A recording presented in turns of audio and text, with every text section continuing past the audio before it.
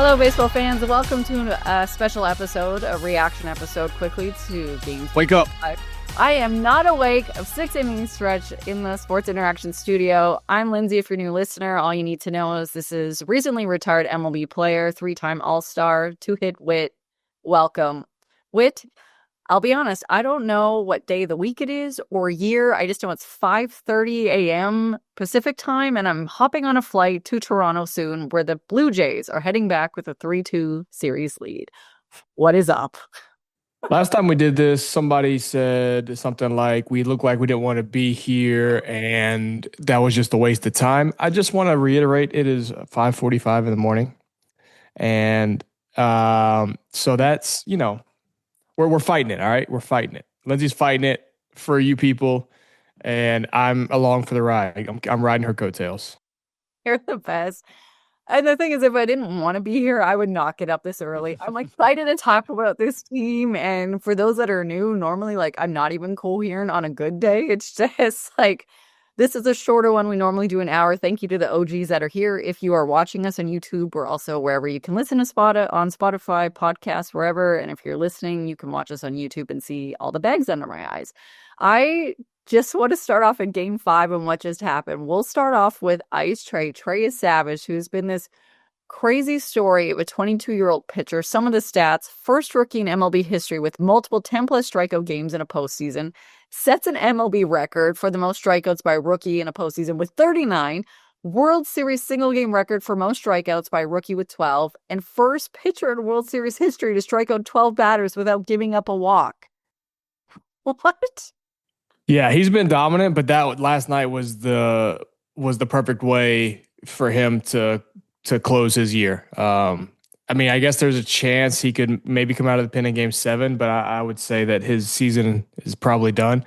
And what a way to go out! I mean, that was an absolute clinic and just pure dominance last night. And you could just tell the Dodgers just had no idea what was coming. They couldn't pick the ball up out of his hand. They were just swinging and hoping. And it was just, you kept waiting for him to hang one or them to make Dodgers to make an adjustment and kind of figure it out. And they just couldn't, and they didn't. And pure dominance from Trey last night, and super impressive. His first postseason start on the road, just all these things that are working against him, and he didn't care. He just towed the rubber and just said, good luck hitting this.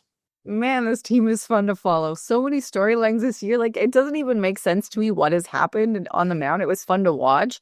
And then it's funny because Hoffman, after I quickly talked to him about it because he's the expert in pitching. I don't know what I'm talking about. I just thought it was cool to watch. He's like, I'm really glad that he's pitching for our team.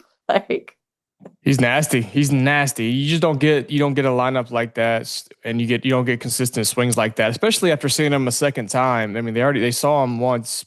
What was it, 5 days ago?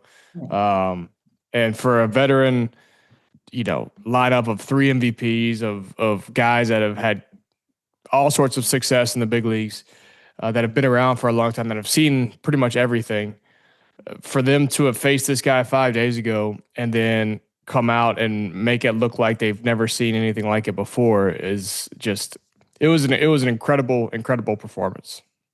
And then the game starts off with Davis Schneider as the leadoff hitter.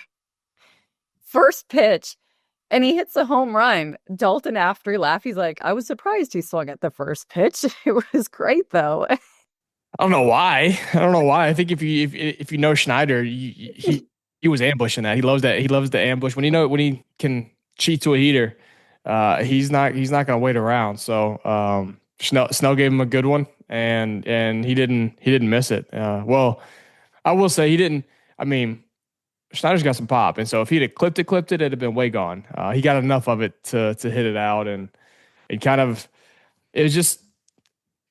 I mean, the Dodgers have just been on their heels ever since they won on, what was it, Tuesday night. Mm-hmm. It's like they haven't been able to recover from that. They haven't been able to catch back up, and the Blue Jays have just kept swinging, and the Dodgers have been on their heels and just haven't been able to get up off the mat. And that early blow from Schneider kind of stunned them, and then Vladdy, it just kind of crippled him. And then Savage just coming out and Well, 1, 2, 3 in the first inning. It was I mean, that was pretty much it, honestly. I think, we're not allowed to cheer in the media area and we're not supposed to do anything, but like Davis didn't even have the home run jacket off yet before Vladdy hit the home run right after. And I actually said out loud, what the F? Full words, not saying this on the podcast. It was not very professional. It's like, what is happening right now? And like, it's the first time in Blue Jays franchise history that players have back-to-back home runs in the postseason. And there's all these moments that it keeps being first, first, first. Like Vladdy and Ernie are the first teammates in MLB history to each have 25 plus hits in a single postseason. Like that stat is bananas. It's just they just keep coming at you. The Jays just keep coming at you, and from an offensive standpoint and pitching too. I mean, pitching's been really good, but the offense they just keep coming at you. They don't let up, even when they make an out. There's very few like 3 pitch, 4 pitch outs. They're gonna keep coming at you and grind you down and wear you out, and that's you can just see it on the Dodgers' faces. They're just exhausted about what the Blue Jays have done to them. My one or two behind the scenes moments that were funny before we kind of move and quickly look at the other games was I don't know how much they showed the replay of Dalton getting tagged out at second, but he clearly got hit between the legs with the glove, and they kept showing it over and over on the big screens, a close up of the glove hitting him, and it was hilarious. And a lot of people were laughing. That's why I dive head first because sliding is like it's like being right-handed or left-handed. You can either slide on your left side or your right side. I don't really know anybody that can slide on both sides. And if you slide on your left side, you're exposed to home plate when you slide into second. And I've taken a throw that sailed like off the chest and off the face before doing that, so I've always slid in head first. But you're also exposing your baby making area, and there's been times where I've seen guys get hit in that area, and Dalton got tagged there last night. So yeah, I would advise Dalton to slide head first from now on if he wants to avoid that in the future. It's also, I think it's faster, I think it's more efficient, and I think it's better to slide head first. But I'm also a freak athlete, and I know Dalton is just a little short bowling ball that wishes he was as athletic as me. So maybe he can't do it. Who knows? Oh, wait. I couldn't think of a polite way to say it, but baby making area. Yeah, they kept zooming in and it was just the shot of the glove hitting it over and I had to like cover my face because like I was laughing so hard I was crying. Like, It's replay. They got to zoom in. did they ever? I was like thinking of Dalton, like, how does it feel to have that moment right up there so big and so close? But hey, what in Hollywood? That's right. Behind the scenes, like you've been inside, obviously the clubhouse there in LA is the visiting room. It's quite a bit smaller than here at home. And they had Vladdy in the corner. So you have so much Spanish media that want to talk to him. And then you have the English speaking media. It was at least 4 or 5 people deep, but I felt bad because Bo was his locker was beside him and then Dalton's. They couldn't get to their stuff. And the media honestly pull their chairs out and they're just sitting there patiently being like, I kind of need to get that. And I felt bad. So I told them like, no, that I did not stomp on any of your stuff. And I stayed out of the way. I'd have elbowed my way through. I know you would have. That's why. Yeah. Oh, you media nerds. Get out of my way. I need to get my shoes on. They were so polite and nice. Like, Bo was just sitting there in his towel. Dalton was politely waiting, like, and it just kept going and going. And I laughed, like, please note that I am being very polite and out of the way. But yeah, people had absolutely no regard for any of this stuff yesterday, and I actually felt bad about it. The Canadian anthem. I know you probably don't know this, but the Canadian anthem that was sung in Game 5, the guy not only screwed up the English version, but also words in French. Well, I'm fluent in French, so I didn't know about the French, but I noticed the English version right away. I was like, that's not right. Just like, what was it, Game 3? I think the guy screwed it up too. Yeah. That wasn't great at all. It was rough. KK. Let's get KK on there to sing. I still think it's crazy that the Jays did not let him sing and he had to. The one thing is like I love like the Jays staff and everyone that works around it, but the LA like celebrity stuff that comes with their in-game presentation is insane. It's like celebrity after celebrity pumping something up, and the hits they were coming. But Game 4, Brie Varlin, that dog, Shane Bieber potentially his last start as a Blue Jay. We won't even go into that. Mason Fluharty, like the pitching core after an 18 inning marathon the day before. Just what do you remember about game four? It's like, I mean, it's like I gonna keep going back to this, but I wasn't sure how game four was gonna go from a Blue Jays standpoint after playing 18, after losing, and expending all that energy. You're now down in the series. You're on the road. You got to bounce back the next day and go and face Shohei. So like, what's that look like for you? And I didn't. I don't know. I don't think I was very optimistic that the Jays were gonna have a very good game, just because of everything that happened in Game Three. But I mean, they're like Rocky. They just keep coming back, keep coming back at you. And I honestly think that the Dodgers weren't ready for it. They thought that they had kind of delivered that final blow, and even though it was just game three, like the 18 inning marathon is like, Oh my God, we yeah. won it.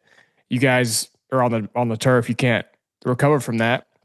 And then they come out and it was a slower start, but Vladdy hits the 2-run homer, and now all of a sudden they're off Shohei, and they're the Blue Jays are winning now, and the Dodgers were like, "The hell just happened? You're not supposed to be able to hit him. You're not supposed to be able to do this after we just beat you in that marathon last night." And I think it stunned them, and I still don't think they've recovered. Yeah, it was one of those moments I have not recovered. I am not professional on social media or in general, pretty much. And I tweeted, I'm like, Vladdy just hit a 2-run home run off of Shohei Ohtani in the World Series. Like, what did I just see? It was unique. And I'm trying to remember, did George go down in game three? Yes, he Game did. He three, went down. yeah. Yeah. So let's go to game three, 18 inning marathon, 6 hours, 39 minutes. There's a bunch of history. It's tied for the longest game in World Series history in terms of innings. Boston has that for the 2018 game where it went like 7 hours. Thank goodness it ended before. But you have George go down. You have a controversial play and moment between Dalton thinking he drew the walk, Bo then getting picked off. Let's just go to that moment. I know it's happened. People have kind of moved on, but like there's the blame game happening, or just kind of your overall sense of what happened on that Dalton and Bo play.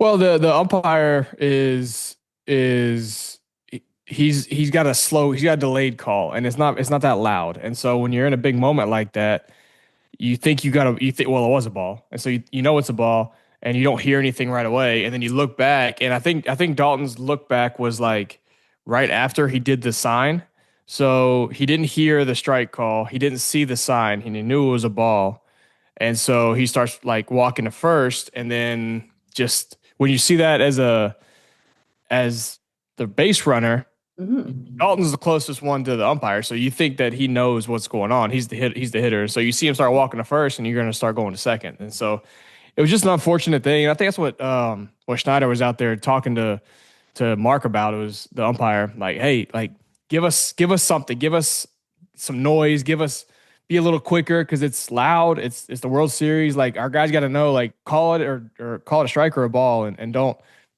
be in between. Make it known what the pitch is so we know what to do. And um, yeah, it was a weird play in the game, but I don't think that was what cost them the game. What do you think cost them the game? I think it was all the moves. And it's it's something that the Blue Jays have done, and I've actually had multiple conversations with Schneider about it. But it's not just the Blue Jays that do it. It's a common thing in baseball now. Is if you get the lead late in the game, you put in your best defensive team. Um, and I mean, honestly, I've talked to him 4 or 5 times about this when I played for the Jays, because they would do it to me when I was playing outfield, and they would bring in KK or Varsho. If I was playing left, they'd bring in KK, move Varsho to left, or they'd bring in just Varsho for me straight up. Um, and there's no question those guys are better defenders than me. Just like Miles was a better defender than Barger, but I'm not a liability out there. Like I get you do it if you got a guy like Kirky playing outfield or Schwarber playing outfield. No offense to those guys, I love them, but then there's a big gap between balls that KK, Varsho, Lukey, Straw can get to versus myself or Barger. And really, I mean, they were winning the game because of Barger in right field. He threw the guy out at home plate, and it would have been tied. So he's already got you. He's already in the plus defensively. So anyway, so the reason I say that is because you look at that. You look at the idea is you put your best defense out there when you have the lead, right? But the reality is there is probably I'm gonna be generous on this percentage, but there's probably a 5% chance that somebody on the other team hits a ball to the outfield that is in a pivotal moment that Straw can get to, or I guess Lukey, since Lukey moved to right field, that Lukey can get to that Barger can't get to, right? So there's going to be some balls to hit the right that Barger's going to catch, that Lukey's going to catch, and there might be a five. It's probably more like 1 or 2%, honestly, but I'll round up to 5% that Lukey can run and catch that might have just been out of the reach of Barger, right? Now it's a 1-run game. What's the percentage that the probably one of the best teams, if not the best offense in baseball, is going to score a run in the last couple innings? I would say probably 50%.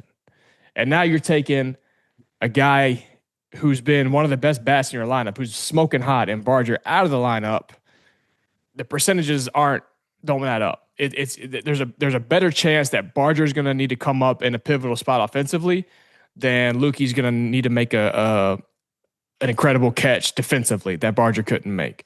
So that it's a bad move. It's a move that it doesn't, on paper it looks good, but it doesn't make sense. And in the world of analytics, I'm not sure why we haven't got to that point yet, where it's like this is not doing us any good. It's actually working against us. It happened.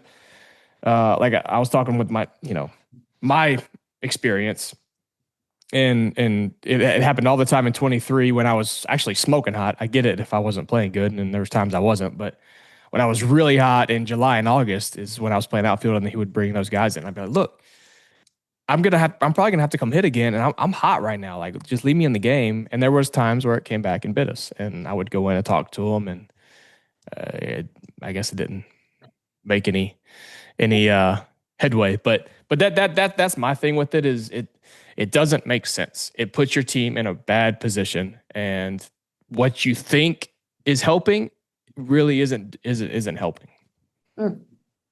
Interesting take. I've been waiting to hear your thoughts on this for 2 days now, and it was well worth the wait. I have to catch a flight with, so the last Yes, you do. I want to know from you, Game 6, like they're taking on a pitcher that had a complete game in the World Series.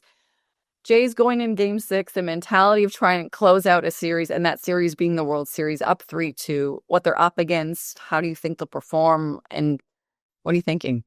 I mean, he's been the best pitcher on the planet for the last month or so. Trey Savage is right there on his tails, though. But he's just been dominant. But I think if the Jays can find a way to get a run early, I think it might be what breaks. What's the saying? The straw on the camel's back. That might be what ends them. If they can score early, and if they can score before the Dodgers do, I think that's going to be it. So that's what they got to do, is find a way to score early. Gossie's been great too, so trust Gossie to go out there and get you 7, and give up a run or two, and try to score early, and end it in 6, because you don't want it to get to Game 7 at this point. I mean, the Blue Jays are the most resilient team in the league, so if anyone's gonna get to Game 7 and have a chance to win, it's going to be the Jays. But go ahead and end it in Game 6. Oh, please. I don't think my heart could take it in stress level. I'm trying to stay even about it. Like, it's fine. They're covering a game, but all I know is the next time I talk to you and we have a podcast, somebody will be a World Series champion. And if somebody will, and if it's the Blue Jays, you'll be wearing an Elmo costume, and I'm pretty excited about that. That was never confirmed. I'll work on that. Thank you, everyone, for joining us for another episode of 6 Inning Stretch. Make sure to go follow us on YouTube, Spotify, wherever it may be. And if you're on socials, Whit did a Q&A during one of the games, which is awesome. So go bug him on socials. And he's also maybe running some of our other things right now. It's fun. It's a good time. Go Jays. Thanks for watching this video. If you want more interviews, analysis, or Blue Jays news from the 6th inning stretch, make sure to hit the subscribe button below or watch more of our content over here.